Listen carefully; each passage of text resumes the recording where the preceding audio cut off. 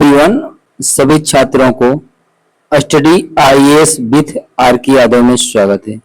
जैसे कि मैं आज UPSC IAS mains 2017 GS paper 3 से क्वेश्चन ले रहा हूं। अगर आपने इन सभी प्रीवियस ईयर्स के प्रश्नों को तैयार कर लिया तो हम ये दावा कर सकते हैं कि आप बेहतर तरीके से किसी भी प्रश्न का उत्तर लिख सकते हैं। अगर आप हमारे चैनल पर नए हैं तो प्लीज इस चैनल को सब्सक्राइब, लाइक और शेयर जरूर करें, अधिक से अधिक।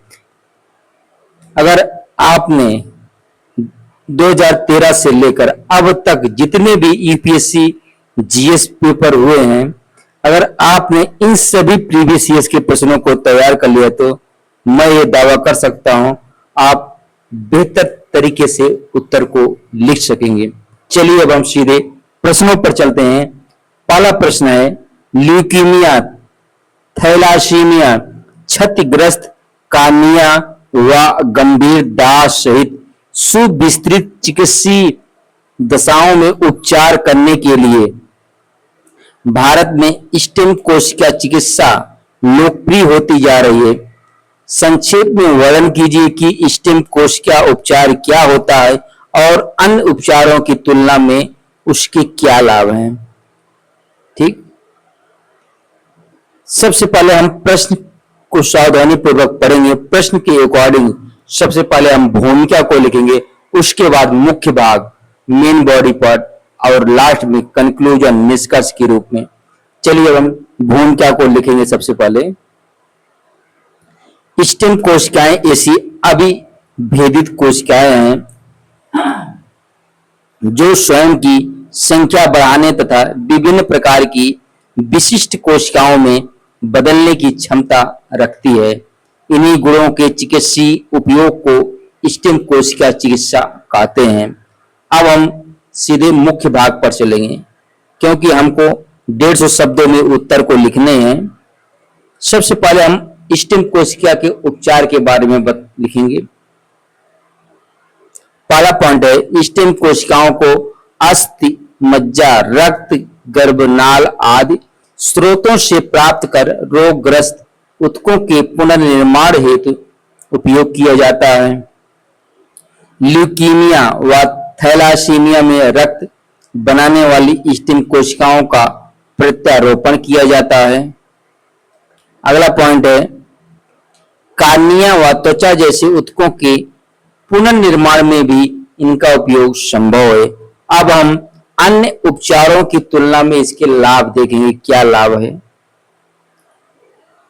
रोगग्रस्त कोशिकाओं ऊतकों को पुनर्जीवित करने की क्षमता, कुछ गंभीर रोगों में दीर्घकालिक उपचार की संभावना, अंग ऊतक प्रत्यारोपण की आवश्यकता को कुछ मामलों में कम कर सकती है। अगला पॉइंट है, रोग के मूल कारण से संबंधित कोश की क्षति को ठीक करने की संभावना रखती है। अगला पॉइंट है, व्यक्तिगत चिकित्सा एवं भविष्य में जटिल रोगों के उपचार की संभावनाएं बढ़ाती है। अब हम सीधे निष्कर्ष पर चलते हैं। अतः स्टेम कोशिका चिकित्सा पुनर्योजी चिकित्सा की महत्वपूर्ण तकनीक है। वैज्ञानिक प्रमाण, सुरक्षा मानकों और नैतिक नियमन के साथ इसका विस्तार भारत में गंभीर रोगों के उपचार को अधिक प्रभावी बना सकता है। अब हम सीधे अगले प्रश्न पर चलते हैं क्योंकि मैं डेली 5 क्वेश्चन आंसर राइटिंग के रूप में कराता हूं।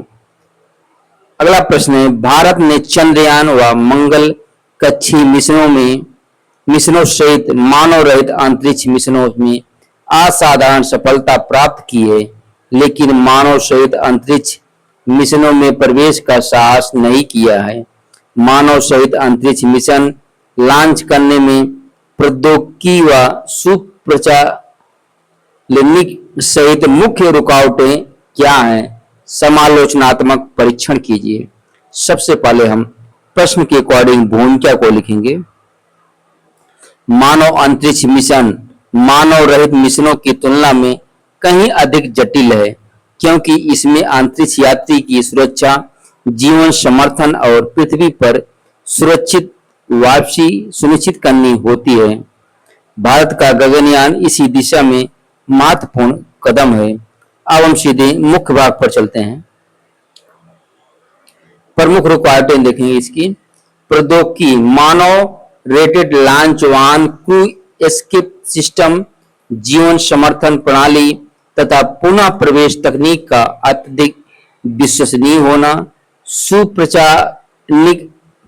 अगला पॉइंट है अंतरिक्ष यात्रियों का चयन, प्रशिक्षण, स्वास्थ्य निगरानी तथा मिशन कंट्रोल का 24/7 संचालन करना। अब अगले पॉइंट पर चलें। सुरक्षा की दृष्टि से देखेंगे।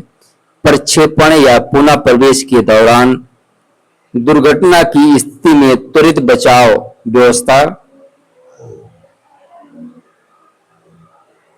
अगला पॉइंट है दीर्घकालिक तैयारी, कठोर परीक्षण, सिमुलेशन और अनेक चरणों में मानव रहित परीक्षण आवश्यक है। अगला पॉइंट देखेंगे लागत व अवसंरचना। मानव मिशन हेतु विशेष प्रशिक्षण केंद्र, परीक्षण सुविधाएं और रिकवरी व्यवस्था पर भारी निवेश चाहिए। अब हम समालोचनात्मक पक्ष देखेंगे। हालांकि जोखिम और लागत अधिक है, पर इससे अंतरिक्ष प्रौद्योगिकी, वैज्ञानिक अनुसंधान, निजी क्षेत्र और उच्च कौशल रोजगार को बढ़ावा मिलता है। चंद्रयान 3 जैसी उपलब्धियां भारत की तकनीकी क्षमता को दर्शाती हैं। अब हम सीधे निष्कर्ष पर चलते हैं। अतः चुनौती केवल रॉकेट प्रक्षेपण की नहीं, बल्कि सुरक्षित रूप से मानव को अंतरिक्ष ले जाकर वापस लाने की है। चरणबद्ध परीक्षण, स्वदेशी तकनीक और अंतर्राष्ट्रीय सहयोग से भारत मानव अंतरिक्ष उड़ान की इन बाधाओं को पार कर सकता है। अब हम सीधे अगले प्रश्न पर चलते हैं। यह बहुत वर्षों पहले की बात नहीं है जब नदियों को जोड़ना एक संकल्पना थी, परंतु अब यह देश में एक वास्तविकता बनती जा रही है। नदियों को जोड़ने से होने वाले लाभों पर एवं पर्यावरण पर इसके संभावित प्रभाव पर चर्चा कीजिए। सबसे पहले हम प्रश्न के अकॉर्डिंग भूमिका लिखेंगे। नदी जोड़ो परियोजना का उद्देश्य जल अधिकता वाले नदी बेसिन से जल अभाव वाले क्षेत्रों तक जल पहुंचाना है। यह भारत में जल सुरक्षा और क्षेत्रीय संतुलन का महत्वपूर्ण साधन बन सकती है। अब हम सीधे मुख्य भाग पर चलते हैं। सबसे पहले हम इसके लाभ देखेंगे, क्या क्या लाभ है। सबसे पहला पॉइंट है सिंचाई विस्तार, कृषि उत्पादकता व किसानों की आय में वृद्धि हुई। अगला पॉइंट है बाढ़ नियंत्रण, अतिरिक्त जल को सूखा प्रवण क्षेत्रों में स्थानांतरित किया जा सकता है। अगला पॉइंट है सूखा प्रबंधन, जल अभाव वाले क्षेत्रों में पेयजल एवं सिंचाई उपलब्धता। अगला पॉइंट है जल विद्युत उत्पादन तथा ग्रामीण रोजगार को बढ़ावा, क्षेत्रीय असमानता घटाकर संतुलित विकास में सहायता। अब हम पर्यावरणीय प्रभाव देखेंगे। नदियों के प्राकृतिक प्रवाह में बदलाव से जलीय जैव विविधता प्रभावित हो सकती है। बांध व नहरों से वनों एवं उपजाऊ भूमि का डूबना तथा विस्थापन संभव है। तलछट प्रवाह बदलने से नदी डेल्टा और तटीय पारिस्थितिकी प्रभावित हो सकती है।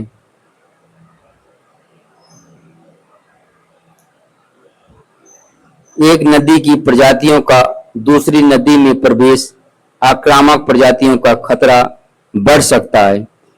जलवायु परिवर्तन के कारण बदलते वर्षा पैटर्न से परियोजनाओं की उपयोगिता प्रभावित हो सकती है। अब हम सीधे निष्कर्ष पर चलते हैं।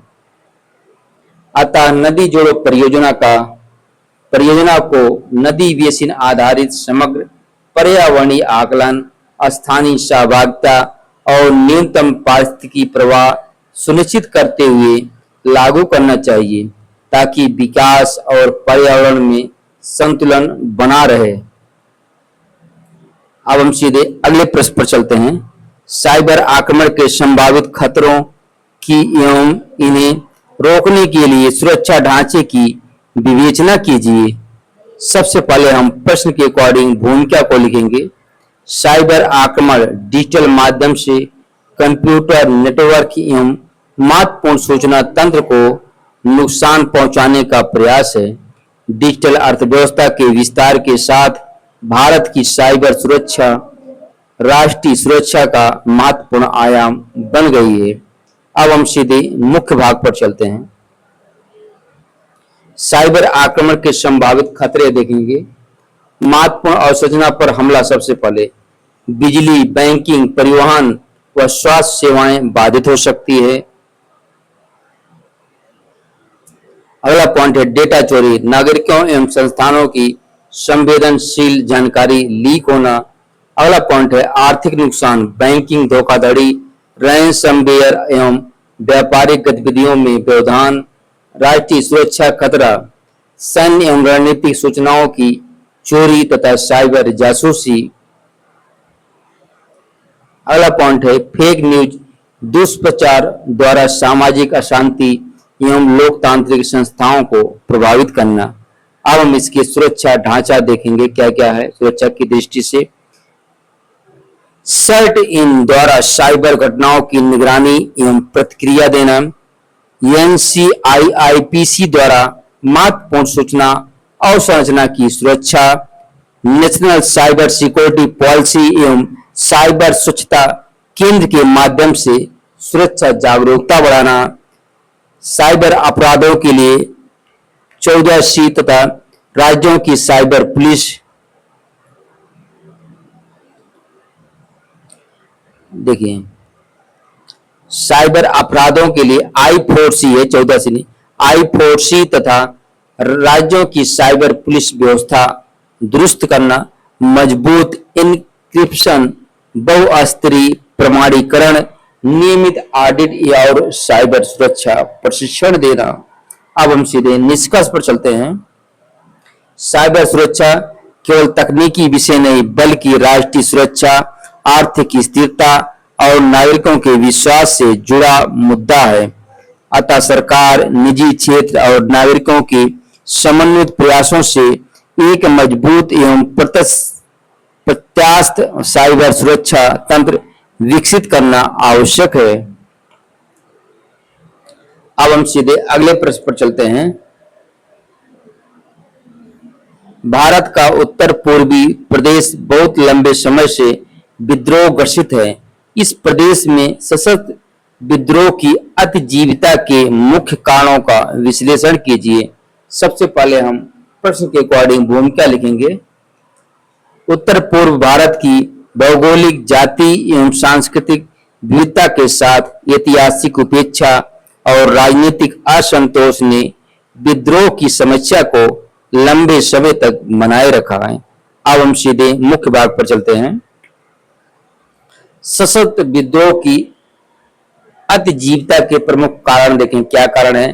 पहला पॉइंट है भौगोलिक स्थिति। दुर्गम पहाड़ियां, घने जंगल और लंबी अंतरराष्ट्रीय सीमाएं विद्रोहियों को सुरक्षित ठिकाने देती हैं। अगला पॉइंट है जाति पहचान। विभिन्न जनजाति समूहों को में अपनी भाषा, संस्कृति और राजनीतिक स्वायत्तता की रक्षा की भावना। अगला पॉइंट है राजनीतिक असंतोष। स्वायत्तता, अलग राष्ट्र तथा अधिक राजनीतिक प्रतिनिधित्व की मांग। अब हम सीधे अगले पॉइंट पर चलते हैं। आर्थिक पिछड़ापन, रोजगार, उद्योग, आधारभूत संरचना एवं निवेश की कमी से असंतोष बढ़ता है। अगला पॉइंट है सीमा पार समर्थन। म्यांमार, बांग्लादेश जैसे पड़ोसी क्षेत्रों में सुरक्षित ठिकानों एवं हाथियों की उपलब्धता ने समस्या को बढ़ाया है। अब अगला पॉइंट है अवैध अर्थव्यवस्था। हथियार, मादक पदार्थ एवं उगाही से विद्रोही संगठनों को वित्तीय संसाधन मिलते हैं। अब हम अगला पॉइंट देखेंगे प्रशासनिक कमजोरी। दुर्गम क्षेत्रों में राज्य की सीमित उपस्थिति तथा विकास योजनाओं का कमजोर क्रियान्वयन। अगला पॉइंट है ऐतिहासिक अविश्वास। सुरक्षा बलों की कठोर कार्रवाई तथा मानवाधिकार संबंधी शिकायतों से केंद्र क्षेत्र संबंधों में दूरी। अब हम सीधे निष्कर्ष पर चलते हैं। अतः विद्रोह का अस्थायी समाधान केवल सैन्य उपायों से नहीं बल्कि संवाद, समावेशी विकास, बेहतर सीमा प्रबंधन और स्थानीय पहचान के सम्मान के संतुलित संयोजन से संभव है। धन्यवाद।